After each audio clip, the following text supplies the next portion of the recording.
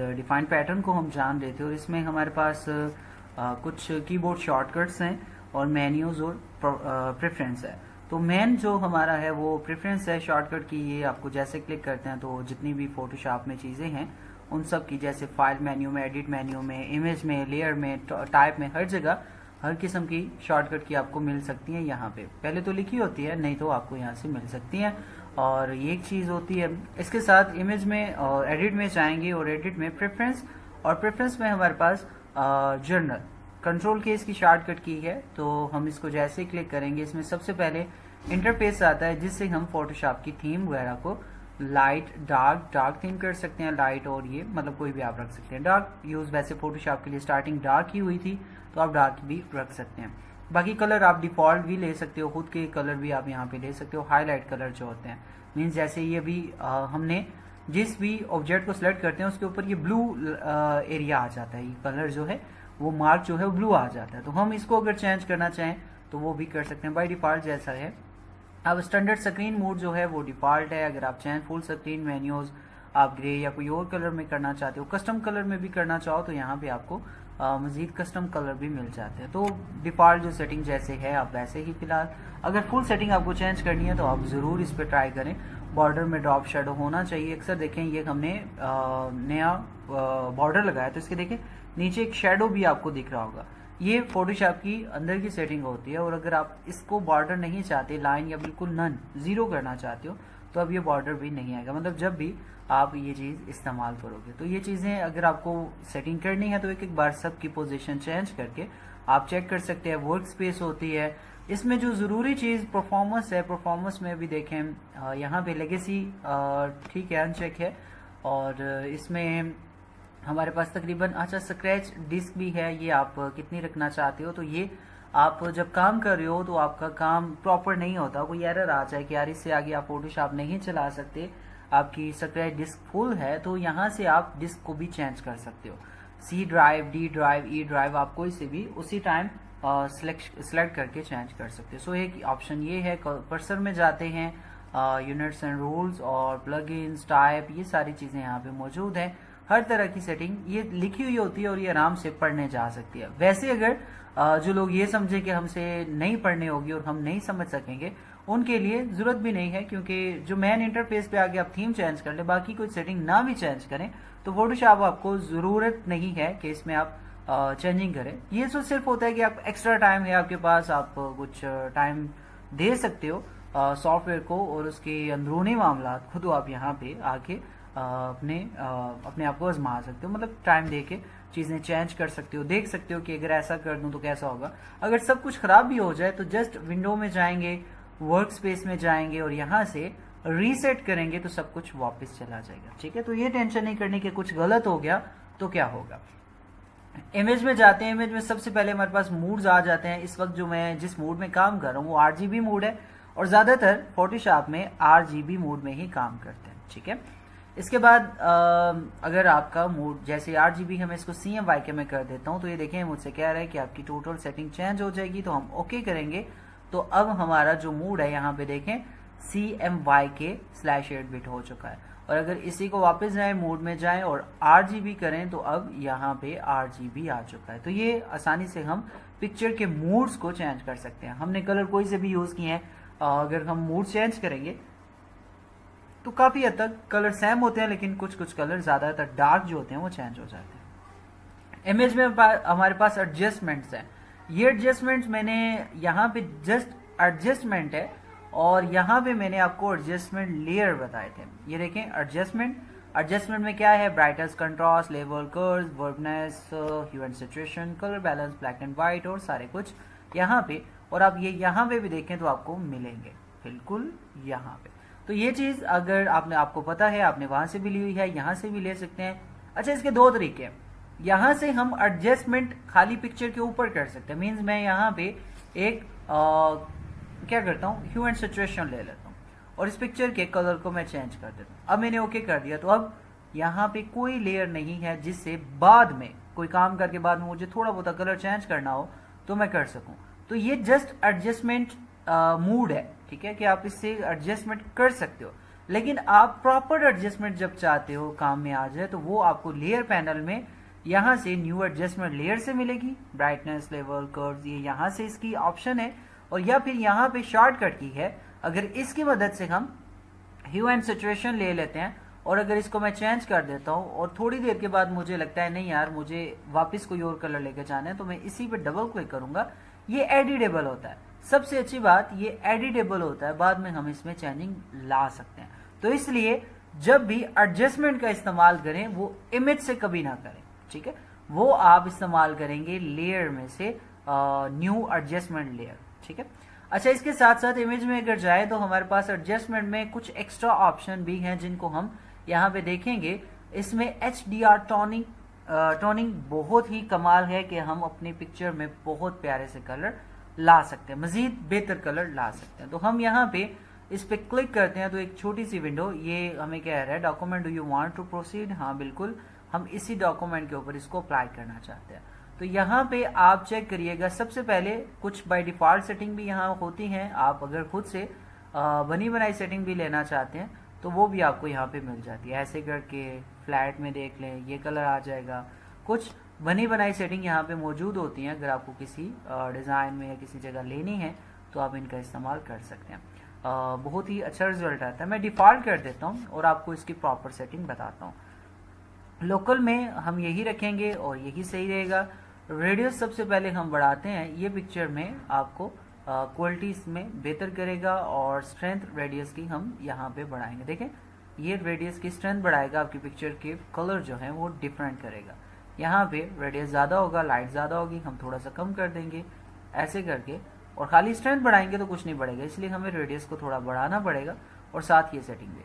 अब इसमें tone and detail advance बहुत लंबा एक काम है। अभी देखिएगा टोन एंड डिटेल में अगर जाएं तो इसमें आपको टोन एंड डिटेल का मतलब समझाता हूँ। ये तीनों नीचे गामा, एक्सप्लोर और डिटेल आपको बड़ी आसानी से समझ लग जाएंगे। टोन आपके पिक्चर की जो दिख रही है, जिस कलर में दिख रही है उस कलर को कहते हैं, ठीक है। अब अगर मैं इसको 0 करता हूँ तो नॉर्मल मेरी पिक्चर जो इस वक्त मुझे दिख रही है वो एक सिंपल शेड जो हमने लगाया हुआ था जैसे यहाँ पे है, वो हम कैंसिल करें तो आपको यहाँ पे दिख जाएगा। ये हमारा सिंपल शेड है। इसमें टोन हम देखें तो ये यही जामनू कलर आई थिंक यही इसमें चल रहा है। और इमेज में जाएंगे एडजस्टमेंट में HDR, और इसमें हम क्या करें प्रीव्यू, यहाँ से भी आप चेक अनचेक कर सकते हैं, ये यहाँ से भी। सो इसमें थोड़ी सी पोजीशन में ज़्यादा करता हूँ, स्ट्रेंथ ज़्यादा करता हूँ, स्मूथ एजेस आप रख लें तो अच्छा होता है, थोड़ी पिक्चर बेहतर आ जाती है। इसमें गामा को अगर हम थोड़ा सा ज़्यादा करें तो देखें अब ये चीज़ें आपको टोन के हिसाब से मिलेगी, या टोन की शेप आप कैसे लाइट रखना चाहते हो या डर रखना चाहते हो। तो मैं यहाँ पे गामा को कम रखूँगा, मुझे लाइट से कलर चाहिए तो मैं इतने से अप्लाई करूँगा। इसका प्रेशर जो है वो हम कम कर देते हैं, कम करेंगे तो डल। ये देखें लाइट एंड डार्क को ये कंट्रोल करते हैं, बहुत लेवल पे नहीं, ये छोटे छोटे स्टेप लेके हम इस पे काम करते हैं। डिटेल, अब हमने जो ये इफेक्ट लगाए इनकी डिटेल कितनी आनी चाहिए, इस तरीके से करेंगे तो अक्सर आपने गूगल में इस तरह की पिक्चर देखी होंगी, मेकअप और विदाउट मेकअप करते हैं तो ये वाली चीज़ें वहाँ पे दिखाई जाती है। तो आप अगर डिटेल कम करते हो ये जितना उसमें ब्लर आना शुरू हो जाएगा, बहुत ज़्यादा ब्लरी पिक्चर हो जाएगी। तो इस वजह से हम डिटेल को इस्तेमाल करते हैं ज़्यादातर। अगले स्टेप की तरफ प्लस की तरफ लेंगे तो ये अच्छा रिजल्ट हमें देगा। +14 मैंने कर दिया। अच्छा, एडवांस में shadow, highlight, vibrance and saturation. Shadow क्या है, आप गर्दन के नीचे एक शेडो बनता है, यहाँ पे ये देखिए शेडो है, यहाँ शेडो है, इस जगह शेडो है, यहाँ शेडो, मतलब जहाँ जहाँ आपको एरिया मिलेगा उसका शेडो मिलेगा उसको आप डार्क या लाइट करना चाहते हो। तो मैं यहाँ पे शेडो को 100% करके डार्क करता हूँ तो यहाँ नोट करिएगा। अगर 0 करता हूँ तो यहाँ पे इसके लुक आप चेक कर सकते हैं। ये शेडो हम जितना, अब शेडो को हम डार्क रखना चाहते हैं या लाइट रखना चाहते हैं, मैं चाहता हूँ यहाँ पे आप इस एरिया पे फोकस करेंगे तो सही समय लगेगा। 0 करता हूँ तो ये, और अगर मैं इसको बढ़ा देता हूँ तो यहाँ पे इसकी लुक आ जाएगी। तो तकरीबन इसको थोड़ा कम ही रखेंगे। और हाईलाइट हम मतलब जहाँ पहले डार्क एरिया को हमने चेक किया, अब हाईलाइट को अगर कम करें तो पिक्चर ऐसी हो जाएगी, लेकिन हमने हाईलाइट ज़्यादा करनी है। वाइब्रेंस क्या होता है, कलर को कंट्रोल करता है, कलर बहुत ज़्यादा या कम। तो हम बहुत ज़्यादा कलर दें तो कुछ ऐसे हो जाएगा और कम करें तो कुछ ऐसे लुक आ जाएगी। तो इस वजह से इस तरह की पिक्चर में हम वाइब्रेंस को बैलेंस ही रखेंगे। सैचुरेशन भी कलर को ज़्यादा करता है और कलर को कम करता है, तो इसको भी हम अपनी पिक्चर के हिसाब से मैं ज़रा ज़्यादा कर देता हूँ, ऐसे कर देता हूँ, कलरफुल इमेज हो गई हमारी। और टोनिंग एंड कर्व हिस्ट्री में अगर चले जाएं तो हमारे पास नया ऑब्जेक्ट यहाँ पे ओपन हो जाता है, और इसको भी हम यहाँ पे देखेंगे। ये ऑब्जेक्ट टॉप में लेके चले जाएंगे। छोटी स्क्रीन का यही इशू होता है। यहाँ पे हम इसके लाइटिंग को और डार्क एरिया को चेक कर सकते हैं कि हम कहाँ पे रखते हैं इसको, लेकिन मुझे नहीं लगता कि हम इसको प्रॉपर रखेंगे। सिचुएशन थोड़ा कम होगा, ऑब्जेक्ट हमारा ऐसे आ जाएगा, सेटिंग ऐसे आ जाएगी, कलर जितने भी हमने चेंज किए वो यहाँ पे उनकी सेटिंग बन जाएगी। सो तकरीबन हमारे पास ये सेटिंग यहाँ पे ठीक आ रही है। ओके कर देते हैं, और लाइटिंग प्रेशर ज़्यादा करेंगे या कम कर देते हैं। ये हो गया। कुछ ऐसे करके शेडो, हाईलाइट और वाइब्रेंस तेज करेंगे जिससे कलर अच्छे आ जाएंगे। सो ओके कर देता हूँ मैं। तो आप कंट्रोल Z करके चेक करें। बहुत ज़्यादा मैंने इसमें चेंजिंग नहीं की, लेकिन फिर भी एक बहुत अच्छी सी कलरफुल सी लुक हमारे पास आ चुकी है। तो ये आप HDR टोन इसमें लगा सकते हैं अपनी किसी भी पिक्चर में, मोबाइल से खींची हुई पिक्चर में भी आप उसमें कलर क्योंकि अक्सर कैमरा ऐसे होते हैं जो पिक्चर के रिजल्ट को डल कर देते हैं, पिक्चर दिखने में बहुत ज़्यादा डल दिख रही होती है। अच्छा, इसी के साथ साथ फाइल में इमेज में जाएंगे। इमेज में हमारे पास एडजस्टमेंट में डीसेचुरेट है। डीसेचुरेट क्या काम करता है, अगर क्लिक करते हैं तो पूरी की पूरी पिक्चर ब्लैक एंड वाइट कर देता है। ठीक है, बस इसका टोटल इतना काम है। और ये काम आपको मैंने यहाँ से भी बताया हुआ है कि आप यहाँ जाएँ, ह्यू एंड सिचुएशन लें, और पिक्चर के कलर को ख़त्म करना है तो सिचुएशन को इधर ले आएंगे, वो डीसेचुरेट हो जाएगा। ठीक है, तो ये तरीका आपके पास मौजूद है। अच्छा, इसके साथ साथ इमेज में जाएंगे और एडजस्टमेंट में हमारे पास रिप्लेस कलर, इसका एक बड़ा ज़बरदस्त ऑप्शन है कि हम यहाँ पे क्या करेंगे, चले जाएंगे। मेरे पास कुछ पिक्चर्स पड़ी होंगी, मैं वही लाऊंगा। ये टोन ले लेता हूँ, इसको उठा के मैं फोटोशॉप में यहाँ पे लेके चला जाता हूँ, फिर वापस आऊँगा और कोई और तरह की पिक्चर लाइक दिस, या फिर ये ग्रीन, ये भी हम उठा लेंगे फोटोशॉप में, यहाँ पे रख देंगे। और फिर इसके बाद हम कोई और पिक्चर लाइट कलर वाली ढूंढेंगे। ये कलर भी अच्छे हैं तो हम इन्हीं कलर को उठा लेते हैं और ये भी फोटोशॉप में लेकर चले जाएंगे। अच्छा, मैं चाहता हूँ कि इन लड़कियों वाली पिक्चर के ऊपर मेरे ये जो पिक्चर मैंने लाई है इसकी तरह का इफेक्ट इस पर आ जाए, तो हम इमेज में जाएंगे, एडजस्टमेंट में मैच कलर पहले क्लिक करते हैं। और मैच कलर में हमने क्या करना है, मैच कलर में हमने सबसे पहले सोर्स ढूंढना है। सोर्स का मतलब आपको पता है, आपने जिस पिक्चर की लाइटिंग यहाँ पे देनी है उसका सोर्स आपने ढूंढना है। तो हम नॉन में चले जाएंगे और यहाँ पे हमारे पास काफ़ी सारे पिक्चर हैं जो हमने अप्लाई करनी है। तो आप इनके नाम याद रखेंगे। एक तो ये है, तो देखा ऑटोमेटिक इस इमेज के कलर इस पर अप्लाई हो गए। इसके बाद हमारे पास थर्ड पिक्चर ये थी ग्रीन वाली, और उसके बाद ये अच्छी नहीं आई, और ये वाली लाइटिंग इफेक्ट इस पर आ चुका है। आप देख सकते हो ये जितनी भी तरह की आपके पास पिक्चर हैं, या फिर आप अगर इसको कैंसिल करें, यहाँ पे चले जाएं इस जगह पे या इस जगह पे या इस जगह पे हम अप्लाई करते हैं फाइल। हम यहाँ पे इमेज में जाके एडजस्टमेंट में और यहाँ पे मैच कलर पे क्लिक करते हैं, तो यहाँ नॉन और ये पिक्चर हमारे पास है, तो देखें उसके सारे पर्पल वाले कलर यहाँ पे आ गए, और उसके बाद इसमें ग्रीन या फिर ये वाले कलर इसमें, उस पिक्चर के कलर यहाँ पे आ गए।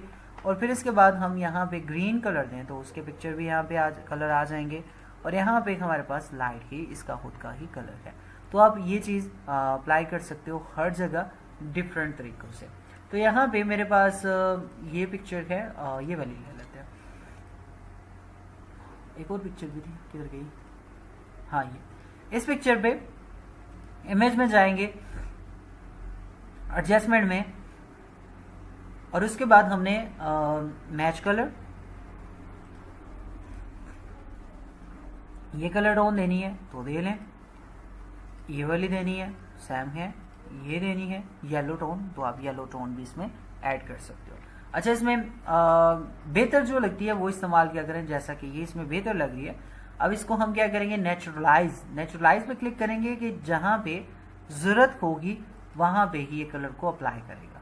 उसके बाद हम लेमन आंच अगर कम करें तो ये पिक्चर की क्वालिटी के ऊपर लाइटिंग एंड डार्क एरिया है, और हम इसको यहाँ पे कम कर देते हैं। कलर इंटेंसिटी आपको कितनी चाहिए, आप कम या ज़्यादा करना चाहते हैं कलर, तो आप यहाँ पे कलर को वैल्यू दे सकते हैं कम, ये ज़्यादा हो जाएगा, यहाँ बैलेंस रखें तो ठीक है। फेड कितना होना चाहिए कलर में, ये जो पिक्चर आपने लगाई है इसके ऊपर, इसकी शेडिंग आप कितनी देना चाहते हो, 0 यहाँ फुल करेंगे तो ख़त्म हो जाएगी और 0 पे लेके आ जाएंगे तो ये रिजल्ट इसमें आ जाएगा। तो आप कंट्रोल Z करके चेक कर सकते हो कि पिक्चर पहले आपकी कैसी थी और मैच कलर करने के बाद आपकी पिक्चर कैसे हो चुकी है। तो आप देख सकते हैं बहुत सिंपल सा ऑप्शन है कि किसी और पिक्चर के कलर हम इस पे अप्लाई कर सकते हैं। अच्छा, इसमें एक और काम, इसी इमेज में चले जाते हैं और इमेज में जाके हम यहाँ पे रिप्लेस कलर का ऑप्शन है। तो रिप्लेस कलर क्या है? अच्छा, ये थोड़ा सा अलग है। लाइक मैं समझाना चाहूँ तो ऐसे समझाऊंगा, इमेज में एडजस्टमेंट में और यहाँ पे मैं रिप्लेस कलर करूँगा, इस कलर पे मैं क्लिक कर दूंगा, ठीक है। तो फुजीनेस मैं ज़्यादा करूँ या कम करूँ, तो अगर मैं कम करूँगा तो जो कलर मैंने सेलेक्ट किया वही लाइट में आ जाएगा। तो हम यहाँ पे अगर ऐसे ही फिलहाल सेलेक्ट कर लेते हैं और इसमें जो कलर है वो ये वाला सेलेक्ट हुआ, तो हम चेंज कर देते हैं यहाँ से, या फिर हम यहाँ से रीसेट कलर कर देंगे, चेंज कर देंगे। तो हम अपनी पिक्चर में कलर को डार्क, लाइट या फिर टोन चेंज कर सकते हैं कलर की। तो देखें जिस कलर को हमने सेलेक्ट किया उसकी पोजीशन हम चेंज कर सकते हैं, डार्क में, लाइट में। तो आप अपनी मर्जी का कलर भी यहाँ पे दे सकते हैं। तो मैं ये कलर येलो से साथ मिलता जुलता ये है या फिर ये कलर है, तो हम इसे जो कलर हमने सेलेक्ट किया होगा वो पिक्चर में से हम चेंज कर लेंगे। तो ये देखें जैसे मैंने पिक्चर को डार्क कर दिया, ऐसे करके लाइट करना है तो लाइट आ जाएगी, और लाइट करना है, वाइट करना है तो वाइट भी कलर इसमें कुछ ऐसा आ जाएगा। तो देखें बहुत ही आसान है। प्रीव्यू करूं तो ये कलर था, हमने ये ऐड कर दिया। तो कलर को चेंज करने में ये बहुत ही आपके लिए आसान है। आप कुछ पिक्चरों में से कुछ शर्ट का कोई ऐसे कलर थोड़ा बहुत डार्क या लाइट करना चाहते हो तो आप ये ट्रिक आजमा सकते हैं और इस पे काम कर सकते हैं। ठीक हो गया। इमेज में जाएंगे और इमेज में जाने के बाद एडजस्टमेंट में, और एडजस्टमेंट में हमारे पास रिप्लेस कलर हो गया, इक्वलाइज इसकी जरूरत कोई नहीं है। और ऑटो टोन, यहाँ पे 3 ऑप्शन आपको दिए गए हैं, ऑटो टोन, ऑटो कंट्रास्ट और ऑटो कलर। ये तीनों के तीनों इस्तेमाल नहीं करता क्योंकि अजीब सी एक सेटिंग दे देते हैं। लेकिन चेक कर ले, ऑटो टोन पे क्लिक करेंगे तो ये देखेगा कोई फर्क नहीं पड़ा। किसी पिक्चर पे डालता है, ऑटो कंट्रास्ट करेंगे तो भी इतना खास फर्क, मतलब ये नाम के ही है। ऑटो कलर भी देखें तो किसी में कोई फर्क नहीं पड़ा। तो ये तीनों ऑप्शन मैंने आपके सामने अप्लाई भी कर लिए, किसी काम के नहीं है। इमेज साइज आ जाता है और ये बड़ी जबरदस्त चीज है। इमेज साइज पे क्लिक करेंगे और हमारे पास यहाँ पे विंडो ओपन हो जाती है। अब जिस तरह की पिक्चर है, अक्सर ऐसा होता है हम चाहते हैं पिक्चर के रिजल्ट जो है वो बड़ा हो जाए, उसकी सेटिंग ऐसे हो जाए ताकि मैं यहाँ से इसको पिक्सल कर रहा हूँ ताकि हम बड़ी जगह पे इस पिक्चर को लगा सकें। अब यहाँ पे एक क्वेश्चन पैदा होता है, और अगर आप पिक्चर फोटोशॉप में ही रखना चाहते हैं तो तब आप विड्थ और हाइट को चेंज करेंगे, ठीक है। लेकिन अगर आप फोटोशॉप के बाहर लेकर पिक्चर लेकर जाना चाहते हो तो जस्ट रेजोल्यूशन ज़्यादा होगी, ठीक है। बात समझ में आ रही है? गुड। तो यहाँ पे मुझे फोटोशॉप में ही ये पिक्चर रखनी है तो 5 की जगह मैं 10 कर दूंगा, और दूसरी तरफ से मैं यहाँ से पिक्सल 10 या 100 हम कर देंगे बैक स्पेस। ये हमारे पास 1000 कर देते हैं, 1000 हो गया। और यहाँ से 6 के बजाय हम या 666 ही यहाँ पे ठीक है। तो रेजोल्यूशन यही रहेगी, ठीक है, क्योंकि अब हमने यहाँ पे आप देखें 1.9 MB फाइल हो चुकी है। पहले थी 5.5 KB, ठीक है, मतलब 500 KB थी, अब ये 2 MB की बन चुकी है, ठीक है, सिर्फ और सिर्फ विड्थ और हाइट चेंज करने से। और अगर इसमें अगर रेजोल्यूशन भी हम चेंज कर दें 450 तो ये 4-4.5 MB की फाइल बन जाएगी, ठीक है। तो इस वजह से आपको क्या करना है कि इमेज साइज में जब भी जाना है, फोटोशॉप में ही काम करना है, तो आप क्या करेंगे, अपनी पिक्चर की रेजोल्यूशन को देखें 500 है, मैं इसको 1000 कर रहा हूँ तो ये कुछ ऐसा दिखेगा, ठीक है। और नीचे से ऑटोमेटिक इसको लिंक हुआ है तो ऑटोमेटिक इस साइज को ये एडजस्ट कर लेगा, ठीक है। अगर लिंक ना हो तो आप अलग अलग साइज भी दे सकते हैं। और साथ भी हमारे पास रेजोल्यूशन है वो 300 है। तो अब यहाँ पे मैं थोड़ा सा चेंज करूँगा और इसको कैंसिल करूँगा। इमेज में जाएंगे, इमेज साइज में जाएंगे, और अब मुझे ये पिक्चर सिर्फ बाहर लेकर जानी है, एक्सपोर्ट करनी है किसी दूसरे सॉफ्ट में, तो सिर्फ और सिर्फ रेजोल्यूशन ज़्यादा होगी। मतलब इमेज का साइज आप देखें क्या था 5.5 KB, और मैं रेजोल्यूशन यहाँ पे 600 कर रहा हूँ। और ये इसका साइज ऑटोमेटिक 1.79 MB हो गया और 97। तो यहाँ पे ये तकरीबन 2 MB की फाइल बन गई, 1.5 MB ज़्यादा हो चुका है सिर्फ और सिर्फ 300 रेजोल्यूशन बढ़ाने से। तो आप ये रेजोल्यूशन बढ़ा के फ़ायदा ये होता है कि जब आप दूसरे किसी सॉफ्टवेयर में इस्तेमाल करेंगे तो पिक्सल थोड़े कम ब्रेक होंगे और ये अच्छा रिजल्ट बन जाएगा, ठीक है। सो इसकी एक खासियत ये वाली भी है, लेकिन ये पिक्चर की ऑटोमेटिक रिजल्ट की बहुत कम है। ये तब होता है कि आपने अच्छी पिक्चर ली और उसको मज़ीद अच्छा करना है तो ये काम आप वहाँ कर सकते हो। इसको ज़रूर ध्यान में रखिएगा, बहुत ज़रूरी चीज़ होती है ये। अब छोटी छोटी चीज़ें हैं, समझ से बाहर होती हैं, हम एक्सपोर्टिंग करते हैं। आपने देखा होगा, यहाँ पे मैं एग्जांपल भी दे देता हूँ। फाइल और फाइल में सेव एज करें और सेव ऑन योर कंप्यूटर, और यहाँ से हम जेपीजी सेलेक्ट करते हैं और इसको हम जेपीजी सेलेक्ट करके यहाँ पे सेव कर देता हूँ।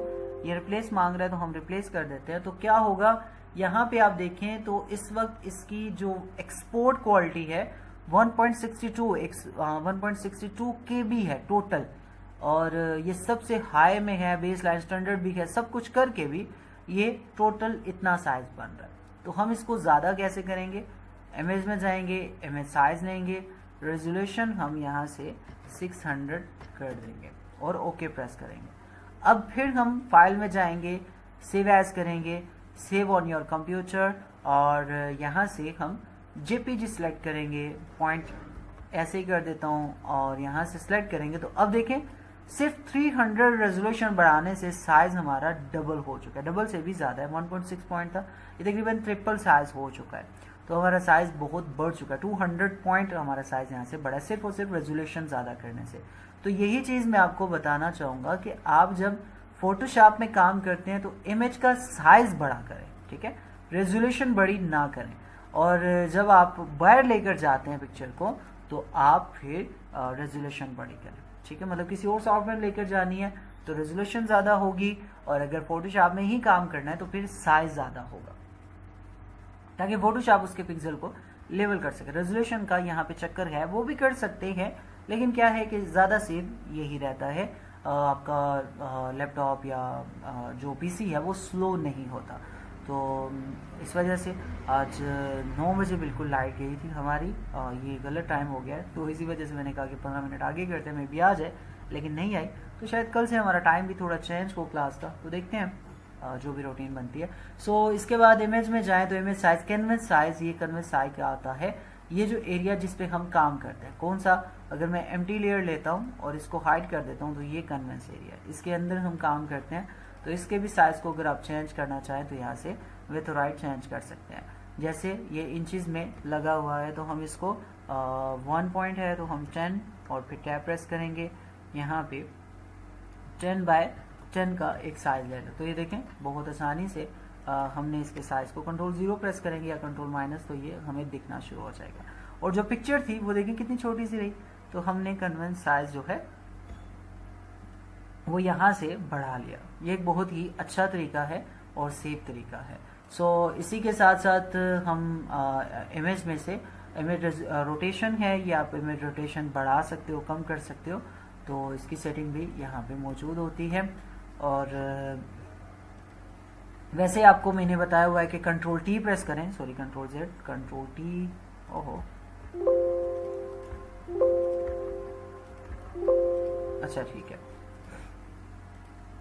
सो इसके बाद हमारे पास इमेज, और इमेज में हम रोटेशन को चेक कर रहे थे, हम 90 क्लॉकवाइज इसको घुमा सकते हैं, और इमेज में हमारे पास रोटेशन है, हम इसको लेफ्ट राइट सारी चीज़ों में चेंज कर सकते हैं। ये एक पोजीशन है, आप कंट्रोल टी जो मैंने कल बताया था उसकी मदद से भी आप इसको ले सकते हैं, उस पर भी काम कर सकते हैं। अच्छा यहाँ पे लेयर ले लेते हैं न्यू और कंट्रोल टी प्रेस कर लेते हैं और ये ऑब्जेक्ट आ गया। अब यहाँ से भी आप इसको रोटेट कर सकते हैं ऐसे करके, या फिर ऑब्जेक्ट को ऐसे करके मूव कर सकते हो किसी भी एक एंगल में। ठीक हो गया, इंटर प्रेस करेंगे। अच्छा हमारे पास इमेज में ट्रिम है, इसको फिलहाल हम जरूरत नहीं इस्तेमाल कर रहे। रिवॉल्व वाला ट्रिम क्या है, किसी ऑब्जेक्ट को, 2 ऑब्जेक्ट हमारे पास हैं तो हम ट्रांसपेरेंट करना चाहें या बैकग्राउंड को, तो ये इसका आसान तरीका मैं बता दूं कि अगर आपकी पिक्चर यहाँ पे है, ठीक है, इसका बैकग्राउंड अगर कंट्रोल टी प्रेस करें तो देखें बाहर है, तो आप यहाँ से इसको ट्रिम करना चाहते हैं तो सिंपल तरीका है कि सिलेक्शन लें, ऐसे करके जहाँ तक आपने लेनी है और कंट्रोल J प्रेस कर लें तो ये ऑब्जेक्ट ऑटोमेटिक आपका ट्रिम हो जाएगा। नीचे वाले को हाइड करता हूँ और ऊपर वाली इमेज आप देखें ऑटोमेटिक ट्रिम हो चुकी है, इसका साइज कम हो चुका है। तो ये चीज़ आप ऐसे कर सकते हो आसान तरीके से, मुश्किल तरीके में जाने की ज़रूरत नहीं है। उसके बाद हमारे पास क्या होता है, इमेज में डुप्लीकेट कंट्रोल J से भी हम करते हैं और यहाँ से भी करते हैं। तो ये आपका डुप्लीकेट लेयर यहाँ पे बन चुका है। आप इसको इस्तेमाल कर सकते हैं। 2 लेयर आपको बनाने हो तो आप इस तरीके से बना सकते हो डुप्लीकेट करके, ठीक है।